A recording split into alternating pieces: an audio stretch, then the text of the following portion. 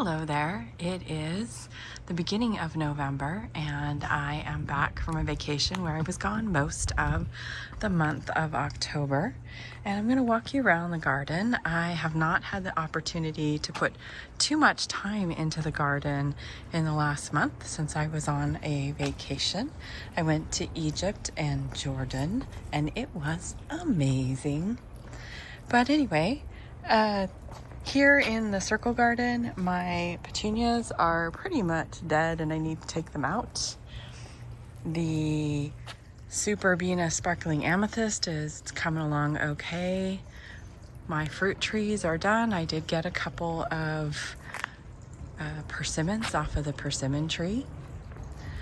I don't know if I'm going to leave the echinacea up. I really am not a fan of the way it looks, and it's been like this for months and it just doesn't look nice to me. So I know in places where it gets colder it's interesting because the snow and the frost gets on it, but we rarely have frosts and it just doesn't seem worth keeping.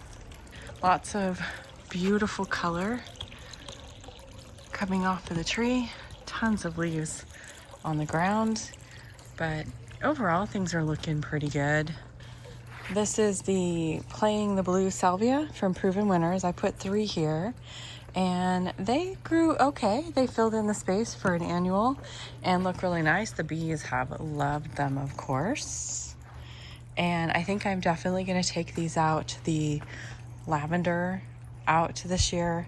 It just doesn't really grow very well. I don't think it gets enough sun at that end, gets enough sun at this end, and so it just kind of doesn't look as nice as it used to. The flower box is looking amazing. It needs a little cleanup and maybe some budworm spray, but it's looking pretty good.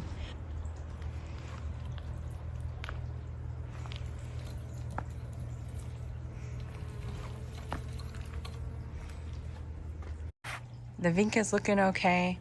It might not last much longer, but it's looking real pretty. I don't know if you're supposed to deadhead meteor shower verbena. These seed heads look a little funky. I'm not sure if I should have been taking them off, so we'll see what happens from there. This is my climbing rose, my pretty in pink climbing rose. And the gardener got hurt and they had a replacement come and he took hedge trimmers to my rose. And I've had to take out a bunch of canes because he just ripped through a bunch of canes and many of them broke. So I have to remove still this one because I don't want the plant to get sick. So it just broke my heart. I mean, I know it was wild. It was looking pretty crazy, but just broke my heart. My maples that I planted out earlier this spring seem to be doing okay. I've got quite a few here that I'll be ready to give away. The foxglove I planted over here in front of the fountain is still blooming. I have never had this level of success with foxglove. Normally they're just a spring thing for me and then they get spider mites and die, but this spot was super successful.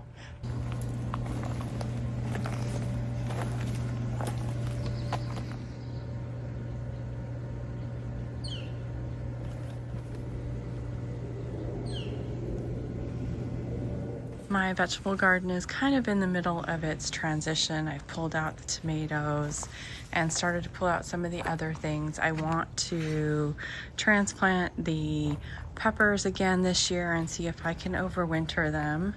The coleus is glorious, and the begonias that were here last year look pretty amazing.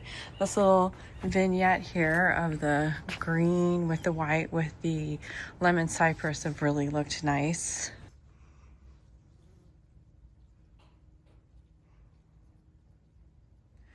The fill-in gardener also took after my limelight hydrangea.